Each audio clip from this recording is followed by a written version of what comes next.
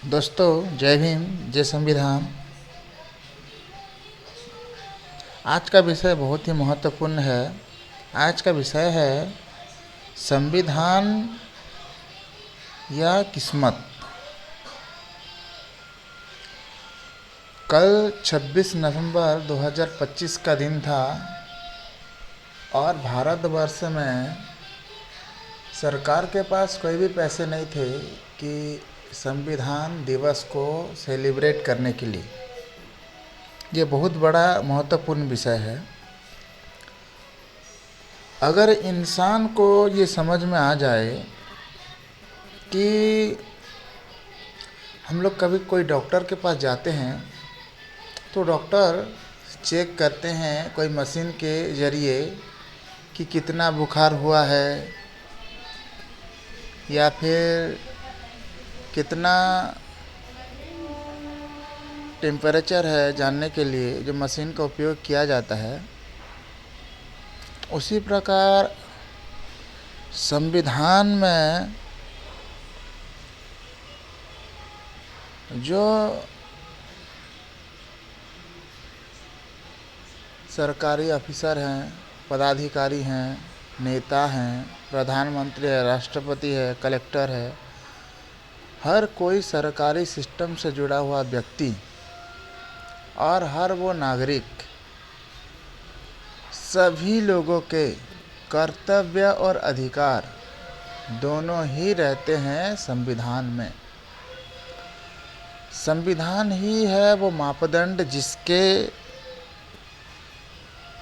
माध्यम से हमको पता चल पाता है कि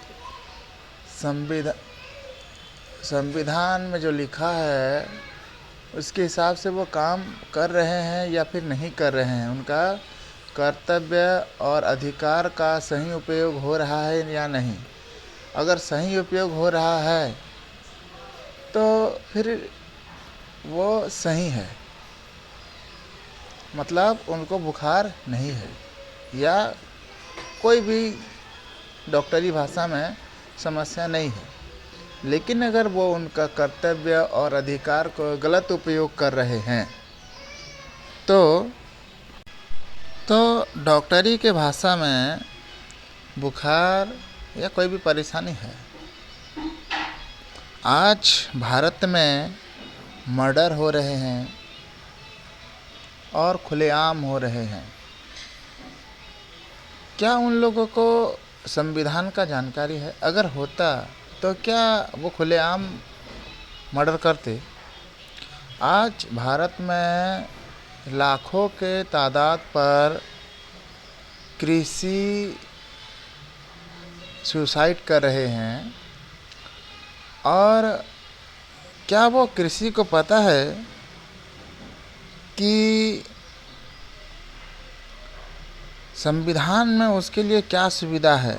क्या उसको सुसाइड करने की सुविधा है या सरकार के सिस्टम में बैठे व्यक्ति उसके साथ गलत कर रहे हैं? ये कब समझ में आएगा? जब उसको संविधान पता चलेगा। लेकिन उसको भी संविधान के बारे में नहीं पता होने के वजह से वो सुसाइड करके मर रहा है। और वैसे नॉर्मल इंसान भी कहीं कर्जे तले आकर के, कोई गुंडागिरी के प्रेशर में आकर के, कोई टॉर्चर के प्रेशर में आकर सुसाइड करते हैं। तो क्या उस तरह का अधिकार संविधान उनको दे रखा है जो इस तरह का प्रेशर उन्हें मिले और वो जो है सुसाइड करे? ये संविधान का जानकारी नहीं होने का मुख्य कारण है और इसका एक विकल्प भी है लोगों के लिए, और वो विकल्प है किस्मत। हर वो सुसाइड करने वाला ये समझ लेता है कि मेरे किस्मत में है ही नहीं। पर हर एक देश में संविधान होता है, कानून होता है और हर वो व्यक्ति का सुरक्षा का जिम्मेदार उस संविधान में लिखा रहता है और वो संविधान उसको सुरक्षित करता है सिस्टम के जरिए। सिस्टम क्या है? वार्ड के मेंबर से लेकर के राष्ट्रपति तक, पियोन से लेकर आईपीएस ऑफिसर तक, सभी लोगों को बांध के रखने वाला, या ये कहें कि उनको अधिकार और कर्तव्य देने वाला, ये संविधान ही है। और ये जो मर्डर हो रहे हैं, सुसाइड हो रहे हैं, इसका जिम्मेदार सिस्टम को जाता है, क्योंकि सिस्टम में जो बैठे हैं उनका क्या काम है, इसके विषय में लोगों को जानकारी नहीं होना ही सबसे बड़ा समस्या है। तो ये जो सुसाइड, मर्डर हो रहे हैं, अत्याचार हो रहे हैं, ये सब संविधान के बारे में जानकारी नहीं होने की वजह से हो रहे हैं।